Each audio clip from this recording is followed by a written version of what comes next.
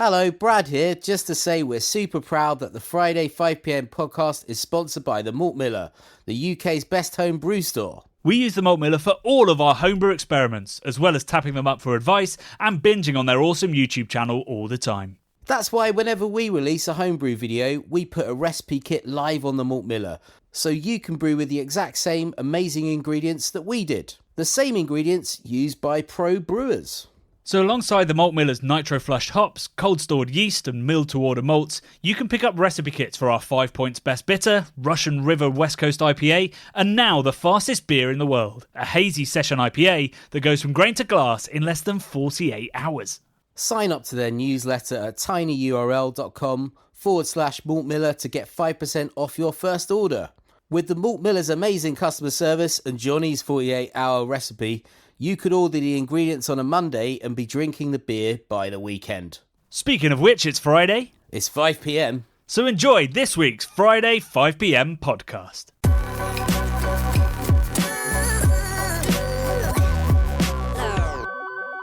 Hey Beer Geeks, it's Friday, it's 5pm, and I hope you're all getting excited to tuck into your first 4 kilograms of bread of the week. I mean, I've just come back from Barcelona where I've eaten a lot of bread, but what are you on about? 4 kilograms of bread? 4 kilograms, do you reckon? Over the course of the 5 days I was there, I've consumed vast amounts of bread. I went to Boqueria a few times every morning. Not a few times every morning, a few mornings. We're going back. That'd be insane. But they give you free bread when you sit. We go to I think it's called El Quim. Which means the Who or something weird, or something about an egg. They've got eggs on their t-shirts. Sit there and have tapas of the morning. I have a pint of Clara, which is the what do you call it? It's a Estrella with lemonade in it. So it's like a in the morning. Lemon. Yeah. It's how holidays, hey? Yeah. Do you not do that when you're in Barcelona? I always have a Clara. It's great. Great way to start, I do not drink in the mornings unless I'm beer judging.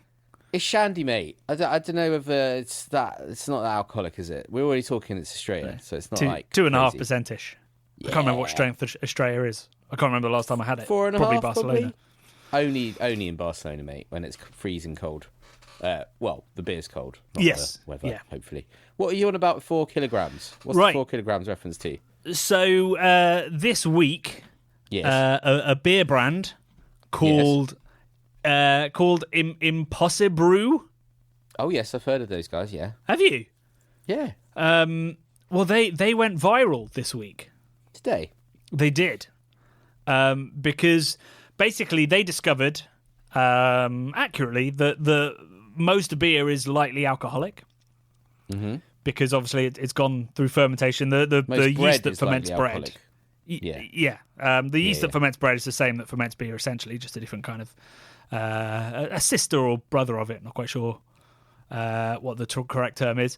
They discovered that it's about 1.5%, although can go up to 2% depending on how long it's been baked and all that kind of stuff. So they decided to go like, well, can we get drunk on bread? Oh, mate. Well, how comes we haven't decided to do this? That's a good idea.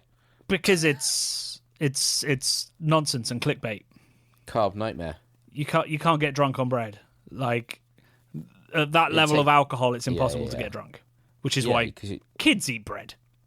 So exactly. The 4 kilograms. Did they eat 4 kilograms of bread?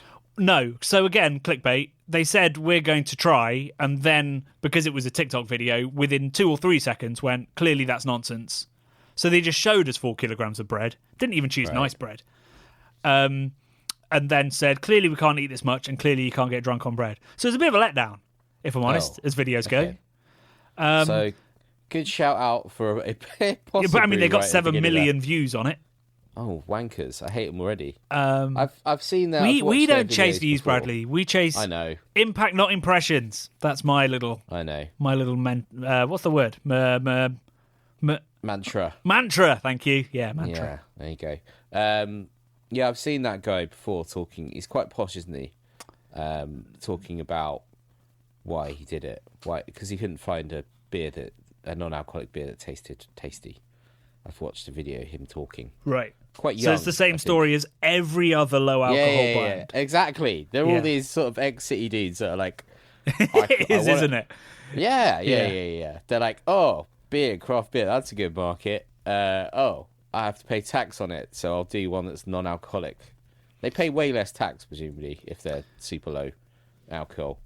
Although, man. That's only one of the costs of beer. Of course. A significant cost, yeah. But yeah, it always seems to be ex-city boys that are doing these sort of things. I don't want to tar him with that brush, but I'm pretty sure that's the guy that I watched that said he used to do something in the city, and now he's opening up this. He couldn't find something tasty. They were on Dragon's Den a couple of years ago. This is where it came from because Duncan Bannatyne. Yeah. Is it Duncan Bannatyne? No. Yeah, he's on it. Yeah, I don't think Peter it was that James. Peter James, probably. Oh God, I don't know. It's the tall tennis player. Yeah, maybe it was him. Said this isn't alcohol free because it's 0.5%, and I think the idea of the video, the point of it was like, well, I mean, effectively it is because you can't get. You're never gonna get pissed on 0.5. Exactly. I don't think you can. It's around about 3%.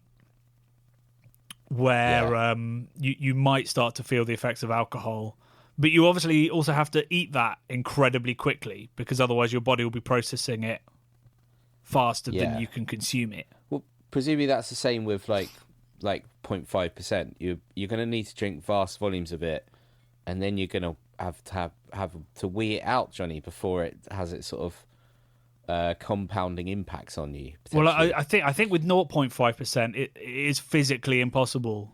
Yeah. To put enough through your body to create that level, to create any kind of inebriation.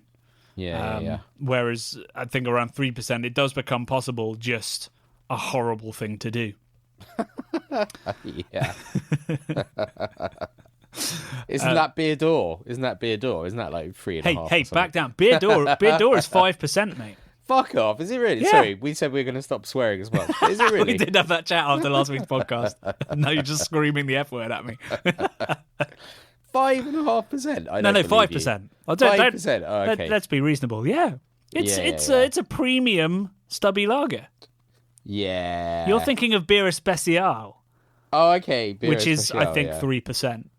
There's nothing special about that, is there? I mean, there's nothing special about Beer Door. Let's be honest. Just the memories, Johnny. Just the memories. Do you know Beer Door is what I talk about in the first chapter of the next book, quite extensively. Really? Yeah. Wow. Yeah, it gets a full like 3,000 words of. Well, no, that's a lie. The chapter is 3,000 words, and there is quite a few references to Beer Door in it. Are we going to start seeing you wearing a Beer Door hat? Is it going to be like Wayne's World? If there was a hat, sponsored? If there was a hat, I'd wear it in a heartbeat. Yeah. In fact, maybe that should be our next merch. It should be Beer Door related. Okay. Because I was about to say it would be niche. I think like if you're from the UK, you probably know what Beer Door is, or maybe I'm not sure. England. I'm not sure I do. But we could do the whatchamacallit. Fuck, who is it? It's not the Charlatans, is it? I Want to Be Adored. It's what the Manchester. I Want to Be Adored. Oh my God! How did they miss that yeah. track? That angle. There you go. There's a T-shirt for you. Yeah. I wanna be adored. It's a good tune. Is it Stone Roses? Stone Roses. That's Stone Roses. It was on the tip of my tongue. I can't remember.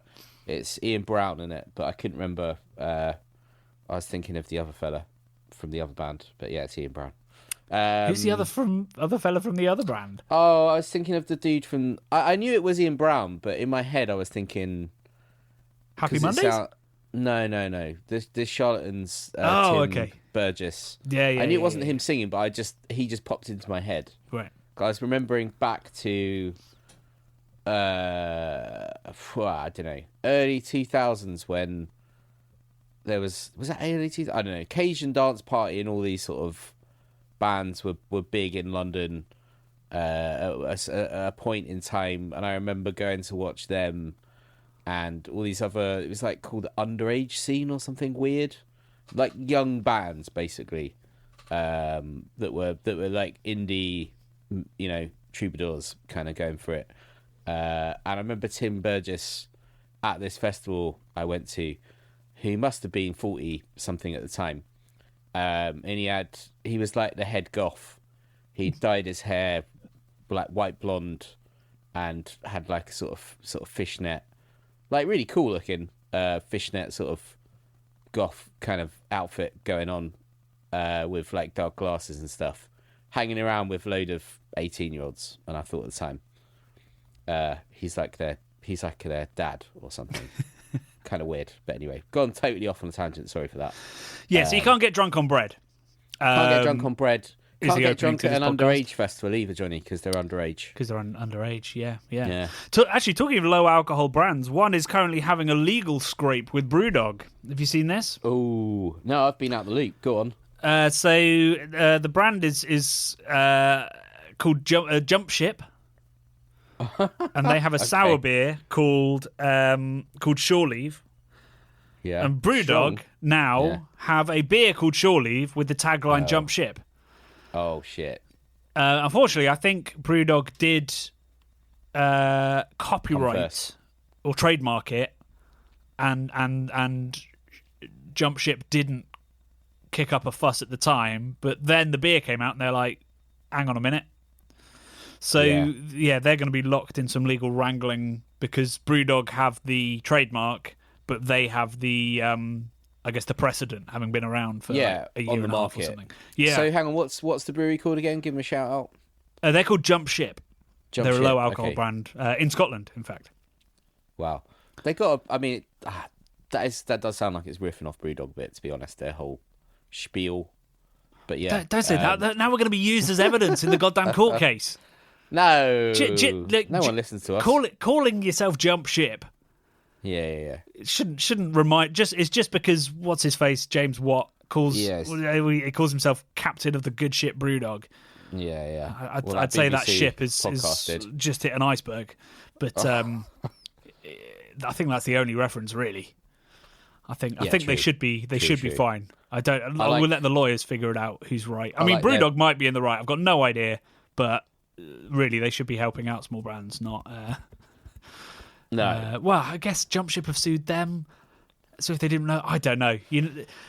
There's this whole. I mean, it happens all the time in beer. Like people sue people for, infringing on trademarks and copyrights. But you kind of have to, or else you can lose that trademark. If you're not seen fighting the people rivaling a trademark, you have less kind of.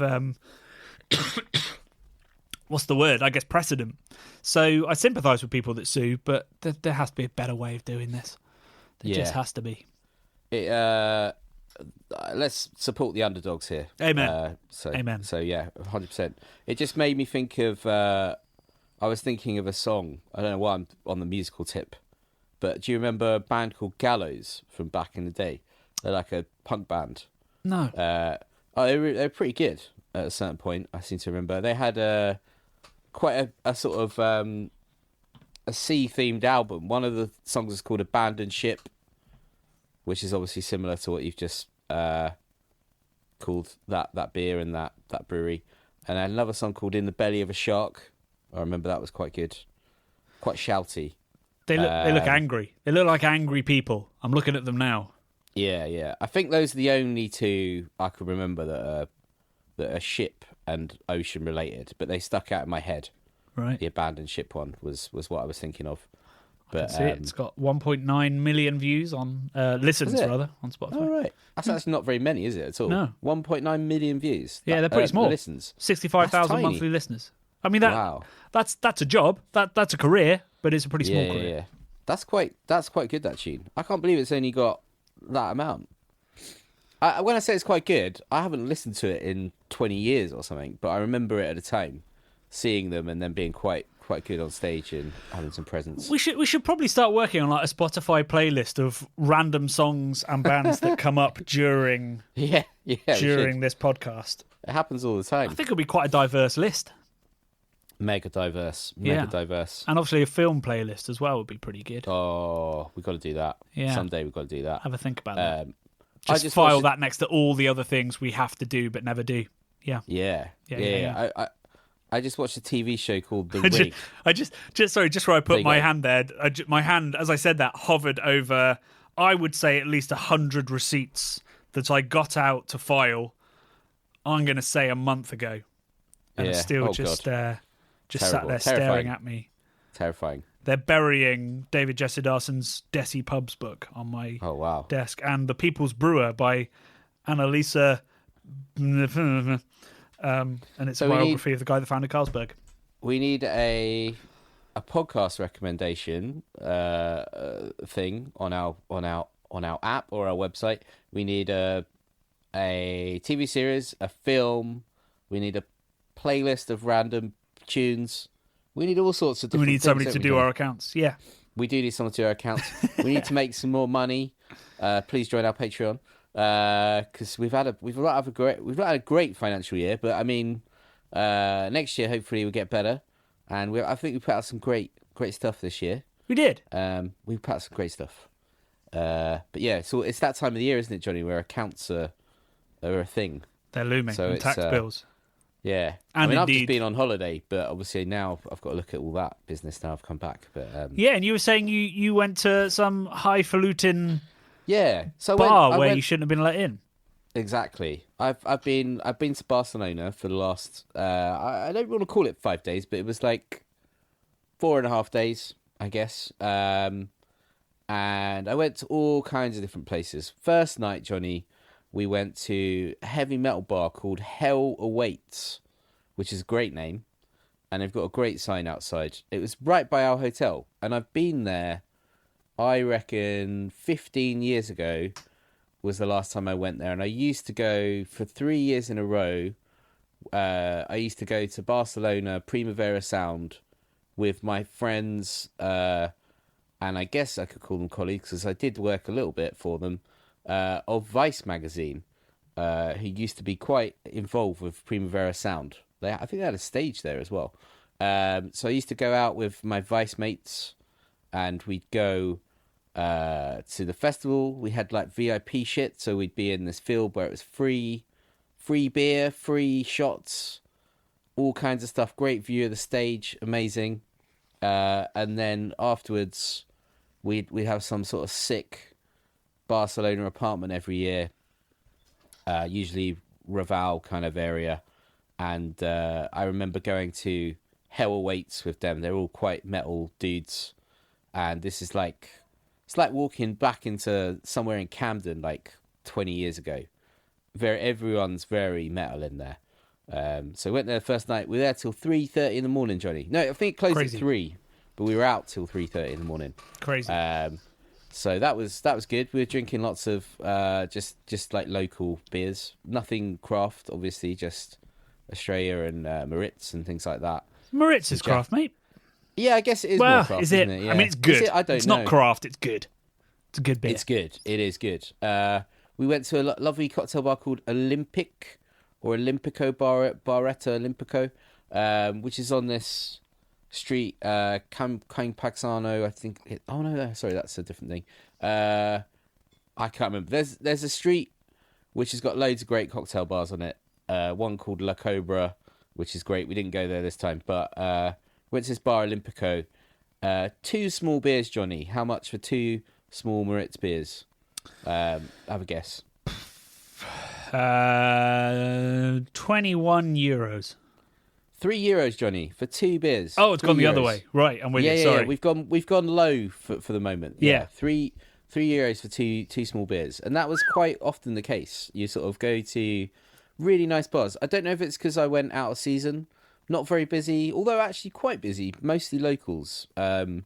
Drinking, Maritz, €3 for two. That beer's pretty cheap in Spain. It is. Yeah. It is. Although I did notice, Johnny, you used to get beers in supermarket. Would be a can would be 50 cents. That's universal everywhere. 50 cents. Even the dudes walking around on the streets, they were 50 cents for a can.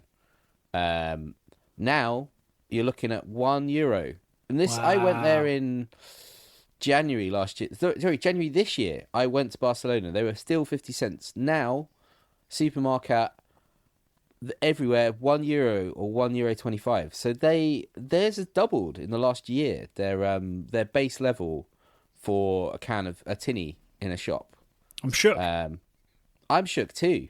I kept saying it to Kirsty, and she was like, it's still mega cheap. I said, yeah, but this is going to have ramifications. Like, you're going to think about how many... On all the out-of-season tourists. Yeah. Well, no, I mean, this is where people shop, Johnny. It's not tourists. I'm going where the locals go. I'm like a comedian. I can fit in anywhere, Johnny. So, hanging out in the metal bar. I'm hanging out in the whatever, the fancy bars. We went to an LGBT bar. LGBT, you know what I'm trying to say. LGBT. So long as they did as well, it's all good. Bar. Yeah. We went there a few times, called Madame Jasmine, which was pretty cool. Great music, really strong rum and cokes, and again, I think they had Maritz on tap, which was really nice. And then we also went to Barcelona Beach. Had a walk along there. Some beach beers. I won't even get into the Carver rosette stuff from Champagneria, where I like to go every single time I go, and get my tapas and bottles of rosé. They used to be €3. Now they're about €4 and a bit to take away, €9 to drink in, and they're delicious. Tastes like Vimto. Most people, as they get older, they go to bed a bit earlier. They don't drink as much. You drink the same amount, but complain about the price. Which is a different way to age gracefully. Marginal price increases. Yeah. Still good value. Very, very good value. Campaxano, the best spot. So Barcelona Beach, and we were looking off in the distance as the sun was setting at a thing that looks like it should be in Miami or Dubai, this W Hotel, which looks like a giant glass sail sort of jutting out over the water. It's on like a sort of, almost like an archipelago. I guess it's a man-made thing. There's a harbour behind it. So it is properly out in the water. And I said to Kirsty, we should try and get in there. Let's try and blag it into the, it's like a 5-6 star hotel. Like, let's try and blag it in there. I want to go to... They must have a cocktail bar. I want to go to the cocktail bar and have, like, an expensive cocktail. So we get in there. It is really nice. They've got, I think, 4 doormen, Johnny. 2 on the outside, 2 on the inside. That's the level of mistrust in this place. Proper, just getting into the hotel, 4 doormen. So we passed the doorman check. They let us in, no problem. And then I went up to reception because I thought I lost my confidence in the blag. I was going to go straight for a lift and try and get in a lift and get up. But the hotel we were in had a key card, so you had to use a key card to go up in the lift, right? So I thought that's going to instantly kill my attempt if I go up to the lift, push a button, and I can't go anywhere, and then they come over and be like, "What are you trying to do, sir?" And I'm like, "Oh, I don't stay here, but I want to go up." They wouldn't like that. So I went straight to reception because I bottled it. And I was really nice. And I said, "Hi, we're not guests here, but we'd really like to have a look around and maybe have a cocktail. Do you have a bar that's open to the public?" And they said, "Yeah, we do. It's on the 26th floor and it opens in 3 minutes. So it opens at 6 p.m. But they said you're not allowed any bags. And we were like, well, fuck, we've got like a bag full of Tauron, which is like a sort of Catalan bar of nougat that we'd bought for our neighbour that watches our cats for us. So we bought her some Tauron. We bought Kirsty's parents some Tauron. And we had to try and get rid of this plastic bag that had the Tauron and various other bits and bobs in. And secrete. We went outside the hotel and then attempted to secrete it on our person, the Tauron. So we would be allowed stuffing it into pockets and yeah, literally. Because the first time I've missed out a section here, we went from reception to around the corner. We sat on these sort of swing chairs that are incredibly high swing chairs, swung up several stories high swing chairs. Really cool, very Austin Powers. We got up and it was a couple of minutes past 6. So I said, right, it's open now. So we went around the corner and there was a lady in an incredibly sort of black floaty dress with orange hair who looked like a sort of porcelain doll but like a goth one. Very, very stylish. Obviously, maybe what they have to wear there, it transpired because they all kind of look like that. Couldn't see her feet, just like floating along in a weird, long, sort of voluminous black crepey dress. And we said, can we go up? And she said, okay, I just need to let my colleague know you're coming up. Oh, that'll chestnut, yeah. Yeah. So it kind of kept us waiting for a couple of minutes. Oh. And then she opened the little velvet chain. We were walking through, and she's like, oh, sorry, you can't take any bags up. So we were like, okay, we're not guests, so can we leave them at reception? Sorry, we can't take anything that isn't a guest's belongings behind reception. So catch-22, hence we went out on the street, secreted the Turon and everything else. Started stuffing nugget down your pants. Yeah. Nougat down our pants. Went back a couple of minutes later, which was shameful because like we'd just been turned away. But I was like, fuck this, I want to go up.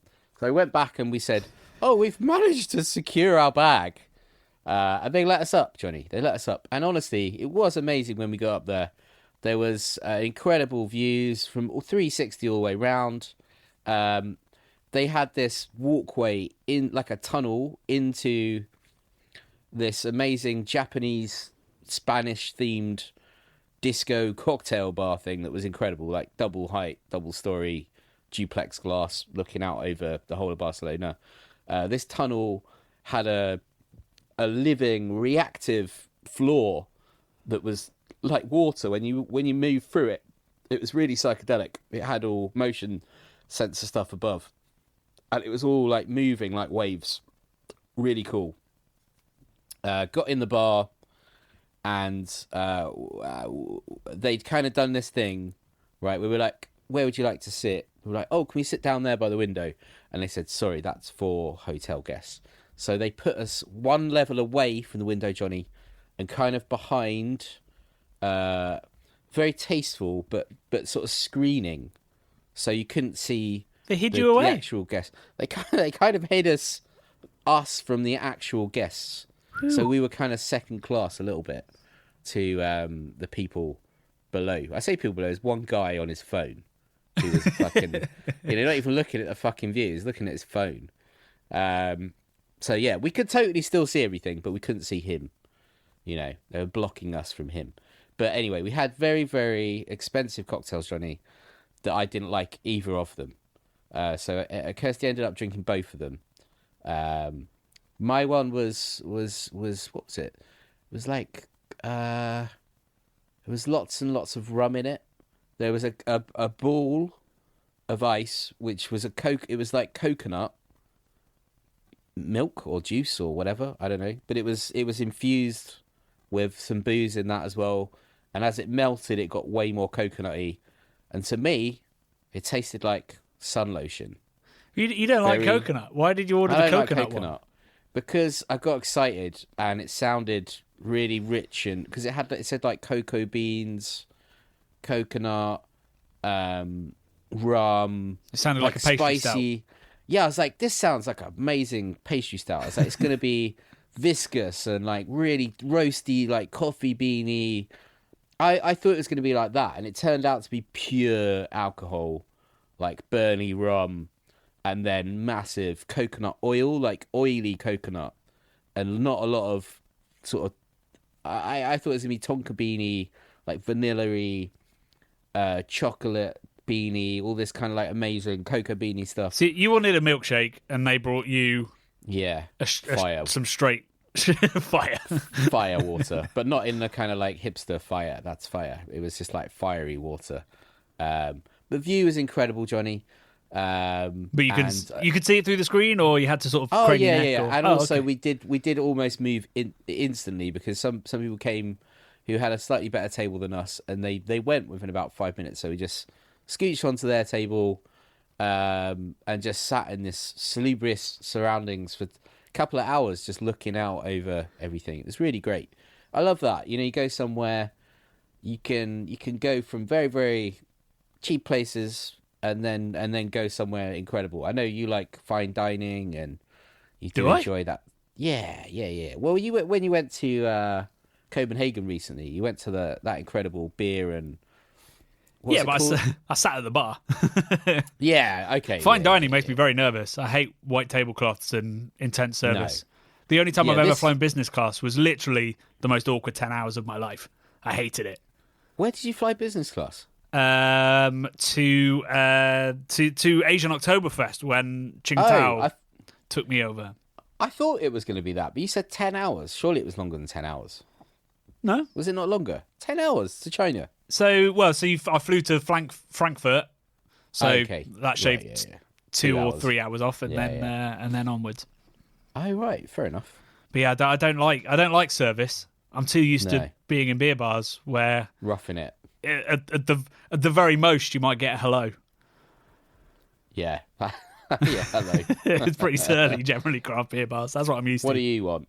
Pretty much. What do you want? Barcelona's a great place to go. Excellent food, Johnny.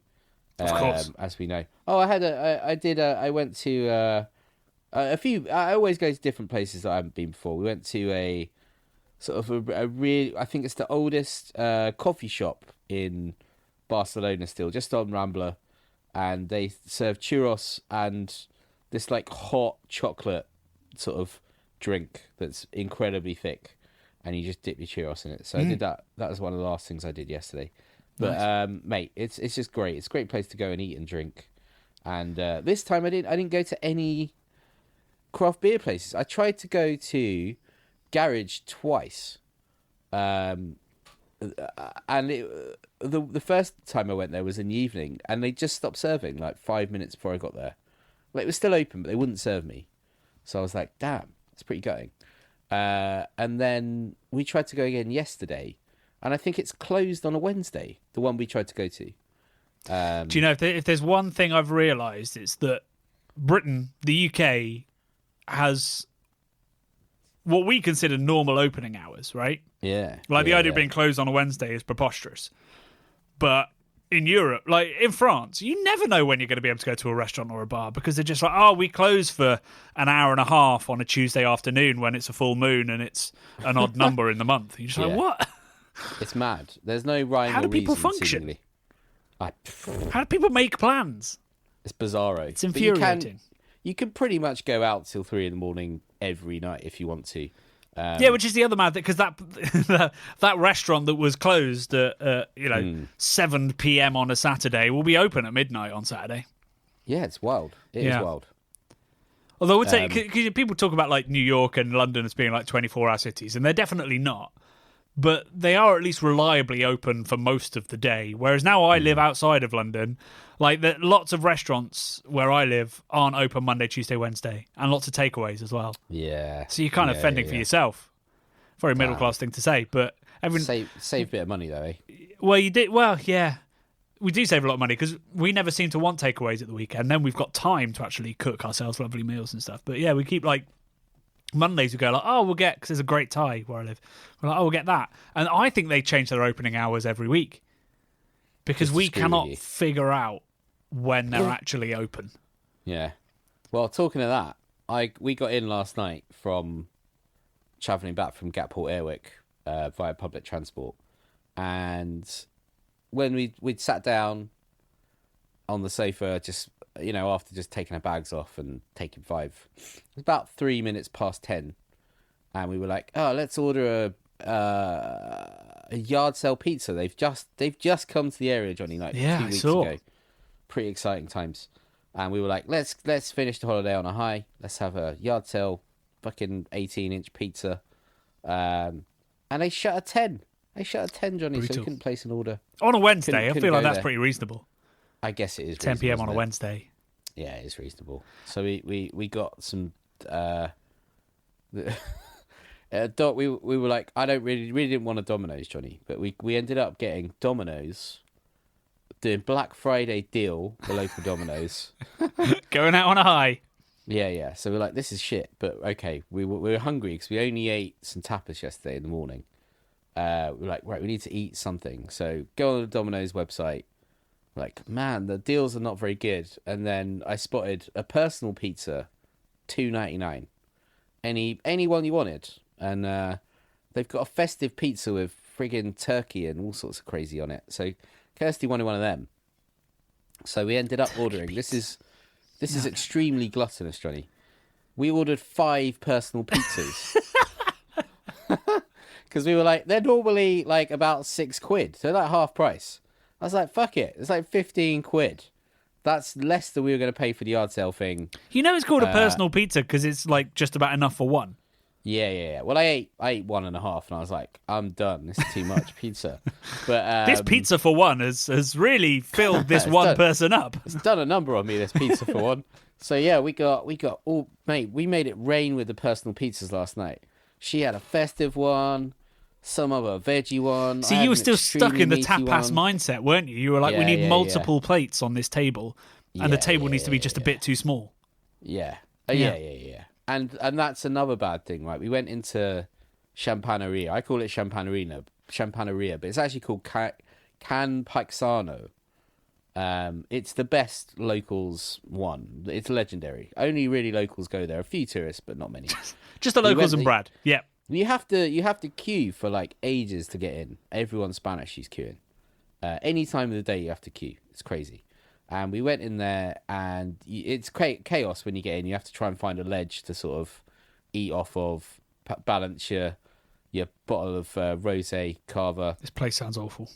It's great. We're going next time we go together, man. We're going. It's amazing. I'm going to drink beer when I go to Barcelona. You don't seem to ever do it when you go, but I'm going to. Oh, come on. Normally I do. Just this time didn't work out as much. But yeah, so we ordered what we thought was quite reasonable. But it turned out the guy looked at me like I was mental when I said it. So we were like, I said, I want 2 hamburguesa. He could see there were 2 of us. 2 hamburguesa. He's like, okay, 2 hamburguesa. And then we were like, a plate of olives with pickles. Okay, plate of olives, pickles. Plate of cheese, manchego cheese. Okay. And then 2 lots of croquettes. And then his eyes just went insane, boggly, looking at me like I was an alien. He was like,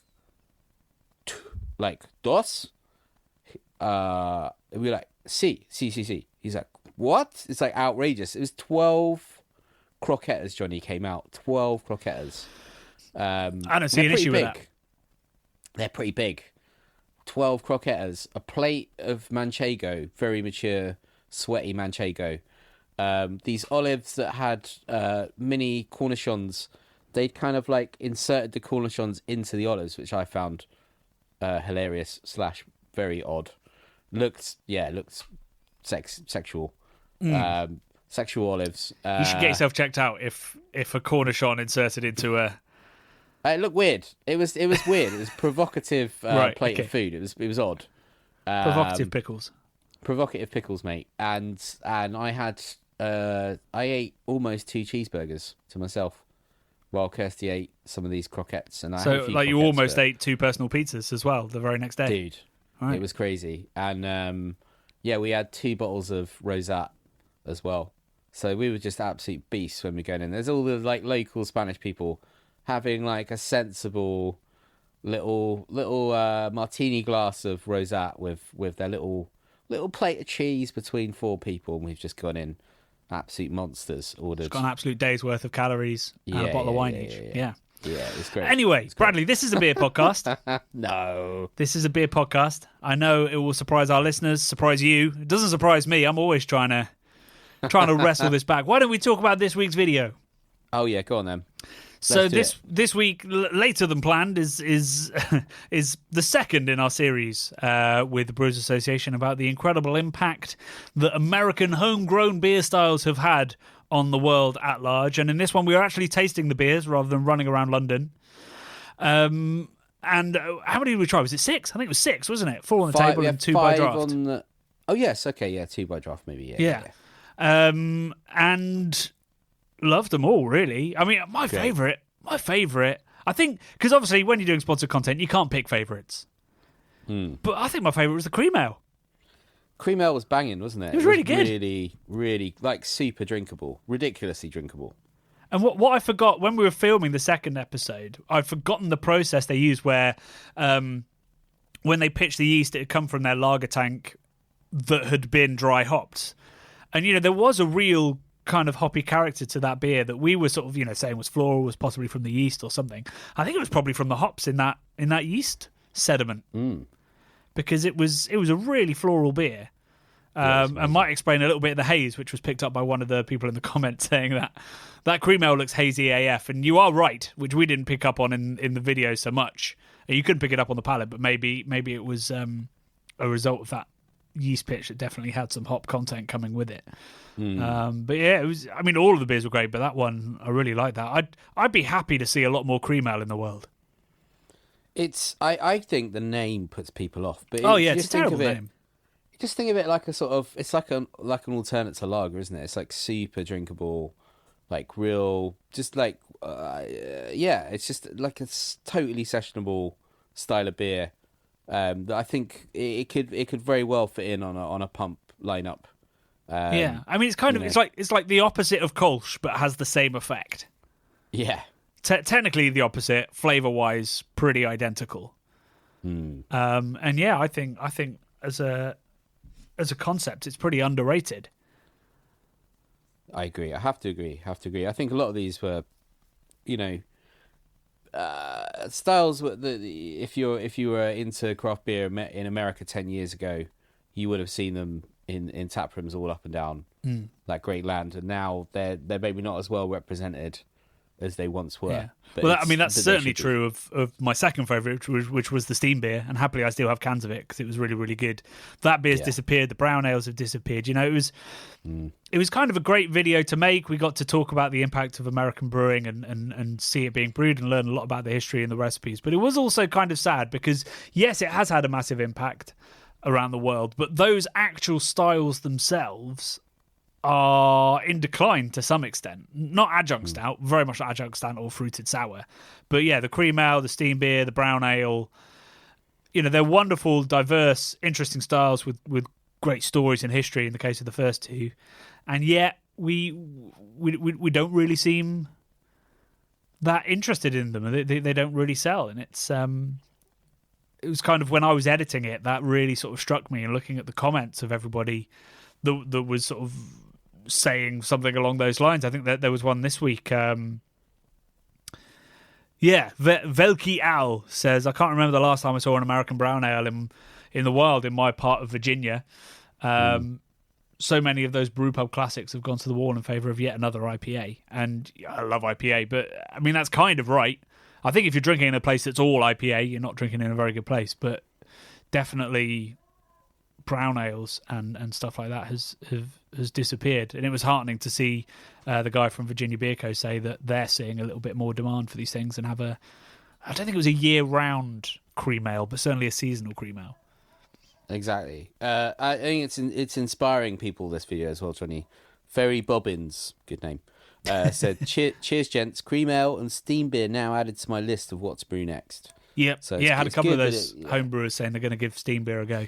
It's a great beer. I mean, I think the reason I really liked it is because it had crystal malt in. And crystal malt is commonly hated. It was a bit of an issue in IPAs. It was very distracting and overly sweet. But as a flavour, it's kind of like crunchy brown sugar. It's quite a delicious thing. And it just needs to be in the right style. And I don't think the West Coast IPA was quite right for it. So yeah, I mean, I'm going to be drinking more steam beer as a result, and I hope people are going to be brewing it, whether it's at home or pro.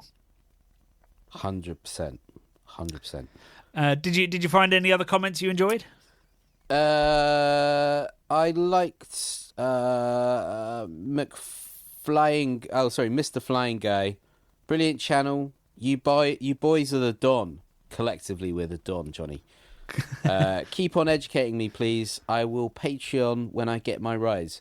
That's super sweet. Best of luck with the rise. Hope it happens for you. Best of luck with the rise. I hope it happens for us. Best of luck with... No, in all seriousness, that's so lovely to hear that we because I think we've had a lot of people that have been with us for a long time, and then maybe people that are new to beer all the time, Johnny, that are just learning as we go along, 10 years in. Yeah, still people joining us. We've had, so as I've mentioned a couple of times recently, we've had that video go viral again, the American beer tasting. But also, in case you missed it, a collab that we filmed in the summer, very start of summer, with Clawhammer Supply finally went live. Yeah. And it was an American tries cask ale. And it was essentially him trying some cask ale and then me boring him to tears in the Southampton Arms for half an hour. But anyway, that video has exploded. Have you seen the number of views it's got? I looked last week and it was doing well, but I haven't looked this week. I think it's pushing 200,000. Bloody hell. Wow. So we've been gaining lots of subscribers from that, which has been great. So lots of new people come to the channel this month, which means that, comments on lots of other videos have been very positive. Lots of excitable people learning stuff, which we absolutely love to see. Impact, not impressions. Yeah. So yeah, that's been great. And I mean that's why we do this. We want to get people excited about beer that weren't, obviously our core audience are people that are just as excited as us and love the in-depth stuff we do. But seeing that video bring in some new people has been absolutely very special indeed. I should say to all of our Patreons, our core audience, that soon we will be posting out your Christmas gifts. So now is the time to check if you've moved in the last 12 months, update your address. There's also a little tick box which nobody can find, so maybe the tick box has been removed to ensure that you get perks. I need to check that. I'm not actually, this is bad. I'm not actually a Patreon of anybody, so I couldn't double check. I used to be Patreons of people, and I'm not currently a Patreon of anyone, so I can't check where that tick box is. But do just give it a double check, or DM us, or hit us up on the Discord, and I'll check if you are set up to receive gifts and have an address we can post to. But those will be posted out probably in the next week or so. We're just waiting on the actual gift to arrive. Brad has designed some beautiful Christmas cards to send to you folk. They're great nice. Fun. And we think a nice little touch. So look forward to having that on your mantelpiece. And people will be like, oh, this is a nice card. Who got you that? Oh, 2 people you've never met from the internet. The back of it, Johnny, is like an alternate non-Christmas card as well. Yeah, I don't true. know how well that came out, but it's very black. No, it's come out great. I'm looking at it right now. Good. And good. I don't know. I think there's a T-shirt in that design. Can we tell people what that is on the back? Yeah. Let's trail it. Okay. Yeah. So I'm quite into just sort of subcultures and weird people in general, and I obviously love Louis Theroux and his exploits as an earlier younger man into stranger weird weekends sort of territory. He did one on cults, and he tried to visit Heaven's Gate cult. He sent them an email, I believe, and I think he got like a reply saying they'd gone off on their journey or something. I seem to remember. Anyway, Heaven's Gate were a cult that when the Hail Bop comet came over, they thought they were going to ascend. Maybe they did. Who knows? They thought they were going to ascend onto a spacecraft hidden behind the Hail Bop comet and enter a new life as an alien, a different life form or whatever. So they had these really amazing patches that they wore boiler suits, like a crew of a spaceship or a train, I guess, or an anything, Johnny. Just boiler suits with a cool patch on.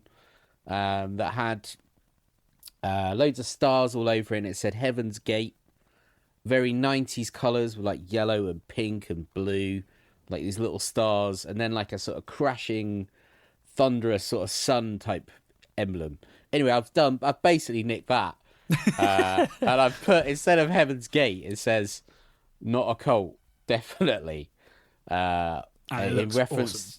In reference to all of our wonderful Patreons that help us keep the lights on at Craft Beer Towers, and it's pretty fun. I think it's pretty fun. So they're winging their way out to people, hopefully soon, and like you say, maybe a T-shirt at some point as well, or a boiler suit merch.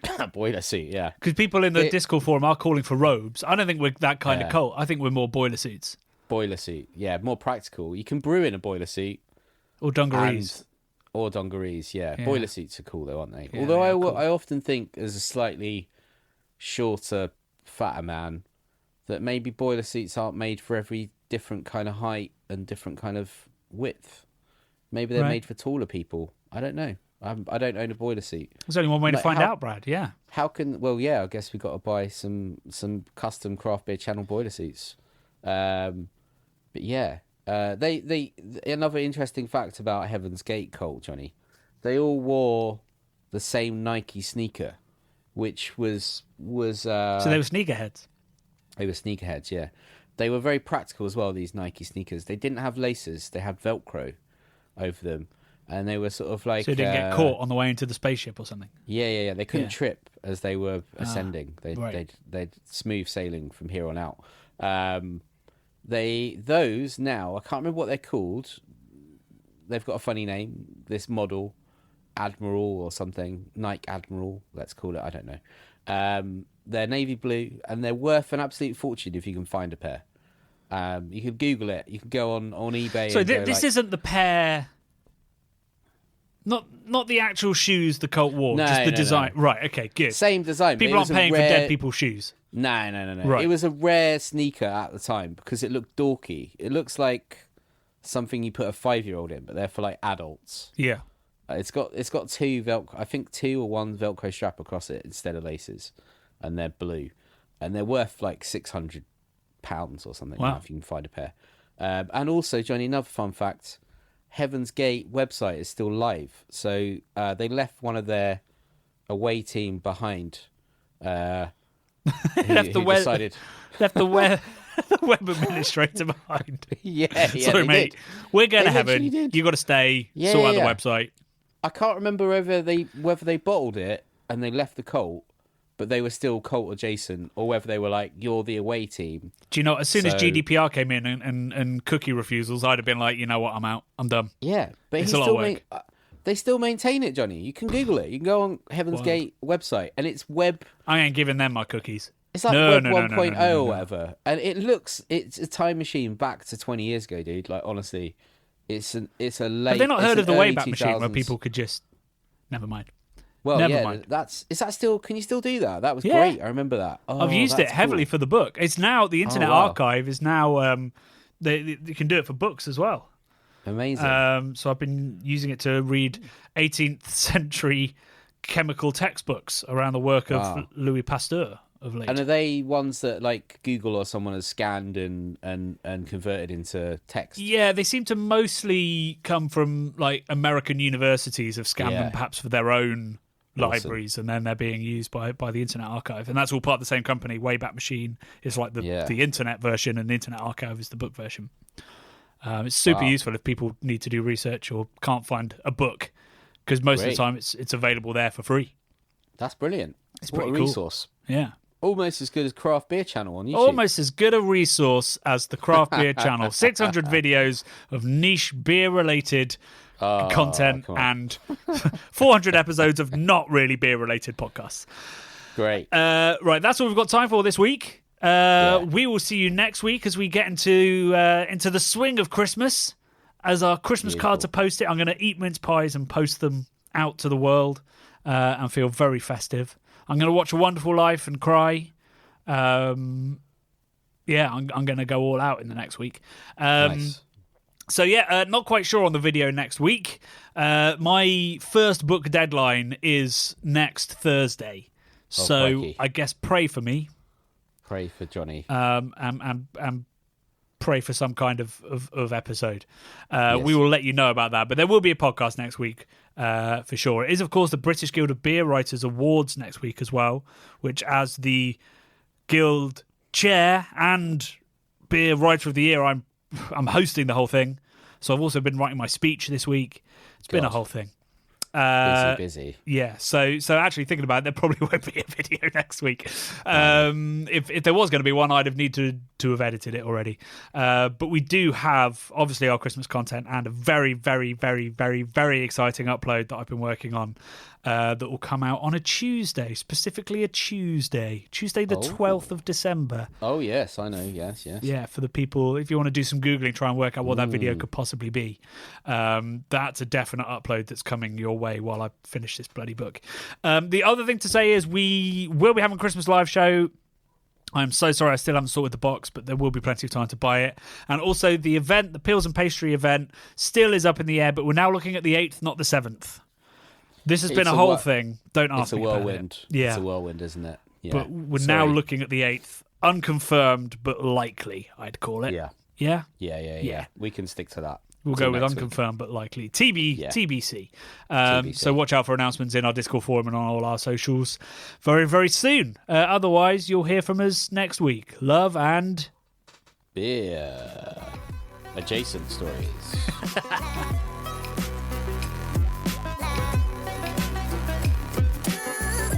The Bubble and Friday 5pm podcasts are brought to you by the nerds behind YouTube's craft beer channel. You can watch over 400 mini documentaries at youtube.com/the craft beer channel. And if you love what we do, support us via Patreon and get access to merchandise and our amazing Discord forum, a positive and welcoming space for everyone who loves beer, food and homebrewing. Love and beer.